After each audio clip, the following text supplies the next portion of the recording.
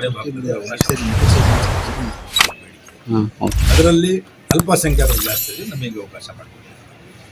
ಎಷ್ಟು ವ್ಯಕ್ತಿ 80,000 ಮೇಲೆ ಇದೆ,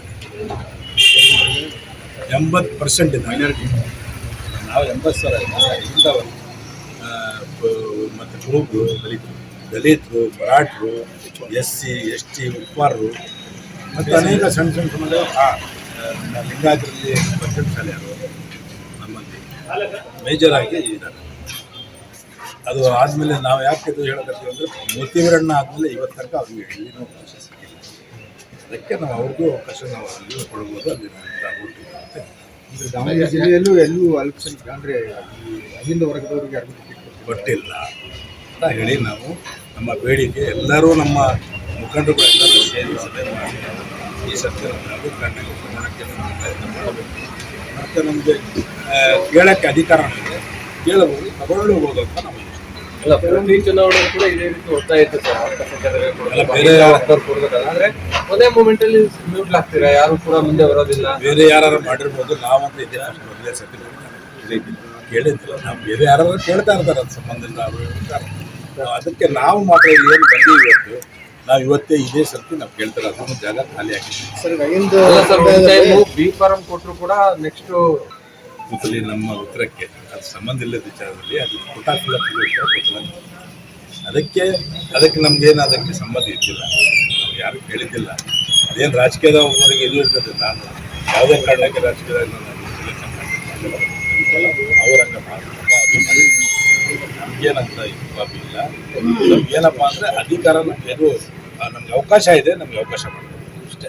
ಸರ್, ಈಗ ಹಿಂದೂ ಸಮುದಾಯದಲ್ಲಿ ಯಾವ ಸಮುದಾಯಕ್ಕೆ ಮೊದಲು ಅಲ್ಪಸಂಖ್ಯಾತರು ಮೊದಲನೇ ಪ್ರಾಧಾನ್ಯ, ಎರಡನೇದು ನಾಯಕರು, ಮೂರನೇದು ಪಂಚಮಸಾಲಿ ಇದ್ದಾರೆ, ನಾಲ್ಕನೇದು ಕುರುಬರು. ಅಲ್ಪಸಂಖ್ಯಾತ ಇದರಲ್ಲಿ ಕ್ಯಾಂಡಿಡೇಟ್ ಯಾರ್ಯಾರು ಮುಂದೆ ಸಾಕಷ್ಟು ಅದು ನಮ್ಮಲ್ಲಿ ಅಂತೆಲ್ಲ ಹೇಳಕ್ ಬರಂಗಿಲ್ಲ. ಯಾರು ಬೇಕಾದ್ರೂ ತರಪ್ಪ ಮಾಡ್ತೀವಿ. ತಾವೇನಾದರೂ ಅದರಲ್ಲಿ ನಾನು ನಿಮ್ಮ ವಿಚಾರ ಸಂಬಂಧಪಟ್ಟ ಸರ್ ಯಾರ್ಯಾರು ಕಾಂಟ್ಯಾಕ್ಟ್ ಮಾಡ್ತಾರೆ ರಾಜ್ಯ ಮಟ್ಟದಲ್ಲಿ ಯಾರ್ಯಾರು ಮನವಿ ಮಾಡಿದ್ದಾರೆ? KPCC ಮುಖಂಡರುಗಳಿಗೆ ಎಲ್ಲರಿಗೂ ಸನ್ನಿ ಮಾಡ್ತಾರೆ. ಇನ್ನೂ ಪೂರ ಮುಗಿದಿಲ್ಲ. ಒಂದೊಂದು ಯಾರ್ಯಾರು ಸಿಗ್ತಾರೆ ಒಂದು ರೌಂಡ್ ಆಗಿದೆ. DK ಶಿವಕುಮಾರ್ ಬಿಟ್ಟು ಎಲ್ಲರ ಬಾಕಿ CM ಬಿಟ್ಟು ಬಾಕಿ ಮುಖಂಡರು ಕಾಂಗ್ರೆಸ್ ಸಂಬಂಧಪಟ್ಟಿರ್ತಾರೆ, ಅವರೆಲ್ಲರೂ ಬಿಟ್ಟು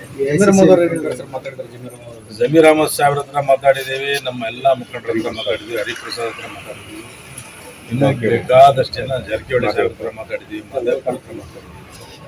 ಏನು ಹೇಳ್ತಾರೆ ಸರ್? ಈಗ ನಮ್ಮ ಸಚಿವರು ಮಾತಾಡಿದ್ರು ಸರ್, ಯಾರಿಗಾದರೂ ಪ್ರಯತ್ನ ಮಾಡ್ತೀವಿ ಹೇಳ್ತಾರೆ.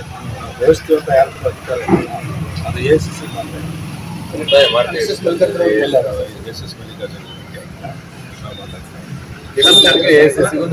ಮಾಡ್ತಿದ್ದೀರಿ ಸರ್. ಆದ್ರೆ ಒಂದೇ ದಿನಕ್ಕೆ ಚೇಂಜ್ ಆಗ್ಬಿಡ್ತಾರೆ ಅನ್ನೋದು ಯಾವ ಸಮಸ್ಯೆ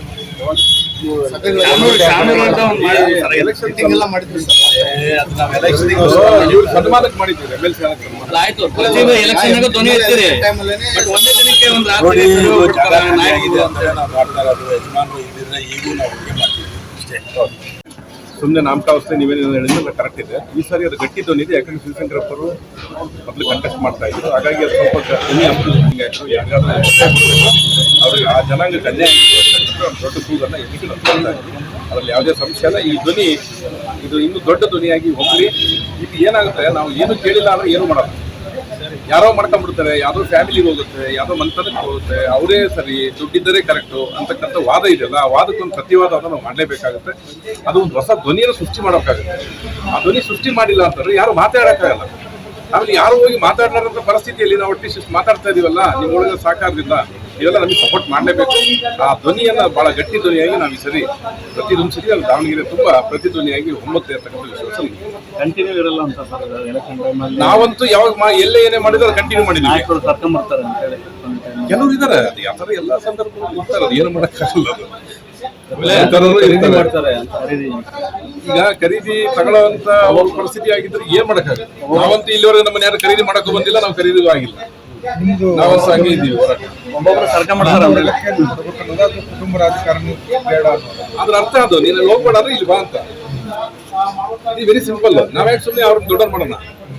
ಈಗ ನಮಗೇನೋ ಮಾಡಿದ್ರಪ್ಪ, ನಮ್ಮ ವಿರುದ್ಧ ಮಾಡಿದ್ರು, ನಾವು ಯಾರ ವಿರುದ್ಧ ಇಲ್ಲ, ನಾವು ನಮ್ಮ ಪರವಾಗಿದ್ದೀವಿ. ನಾವು ನಮ್ಮ ಪರವಾಗಿ ಇರೋದ್ರಿಂದ ಅವರು ಅದನ್ನ ವಿರುದ್ಧ ಅಂತ ತಿಳ್ಕೊಂಡ್ರೆ ಅದು ಅವ್ರ ಪ್ರಶ್ನೆ, ನಮಗೆ ಸಂಬಂಧ ಇಲ್ಲ. ನಾವು ನಮಗೆ ಕೊಡಿ ಅಂತ ಕೇಳ್ತಾ ಇದೀವಿ. ಈ ಜನಾಂಗಕ್ಕೆ ಅನ್ಯಾಯ ಆಗಿದೆ ನನಗೆ ಕುಡಿ ಅಂತ ಕೇಳ್ತಾ ಇದ್ದಾರೆ. ಅದು ನಮ್ಮ ನ್ಯಾಯ. ನಾವು ಅವ್ರಿಗೆ ಕೊಡಬೇಡಿ ಅಂತ ನಾವೇ ಕೇಳಬಹುದು. ಮನೆಗೆ ಅವ್ರು ತಂದ್ರು ಕೂಡ ನಾವೇನು ಮಾಡೋಕ್ಕಲ್ಲ. ಅಸಹಾಯ ಪರಿಸ್ಥಿತಿ, ಡೆಮಾಕ್ರಸಿನೇ ಹೆಂಗಿದೆ ಸಿಸ್ಟಮ್. ಪಂಚಮಸಾಲಿ ಎಷ್ಟು ಜನ ಇದ್ದಾರೆ? ಅಲ್ಲೊಂದು 30-40 ಸಂಸ್ಥೆ. ಕುಟುಂಬ ರಾಜಕಾರಣ ಇಲ್ಲಿ ಕೊನೆ ಹಾಕ್ಬೇಕು. 100% ನಾನು ಇಲ್ಲಲ್ಲ. ನಾನು ಪಾರ್ಲಿಮೆಂಟ್ ಎಲೆಕ್ಷನ್ ಅಲ್ಲಿ 18 ಜನ ಕಾಂಗ್ರೆಸ್ ಬೀದರಿಂದ ಚಾಮರಾಜನಗರದವರೆಗೂ ಅವ್ರ ಫ್ಯಾಮಿಲಿ ಕೊಟ್ಟಾಗ ನಾನು ಒಂದು ವಿಡಿಯೋ ಮಾಡಿ ಬಿಟ್ಟಿದ್ದೆ. ಅದಿಟ್ಟು ಗಮನಿಸಿರ್ಬೋದು. 1,80,000 ಫ್ಯಾಮಿಲಿ ಒಳಗೆ ಒಬ್ಬರಿಗೆ ಸಾಕು, 2-3 ಜನ ಕೊಡಬೇಡಿ.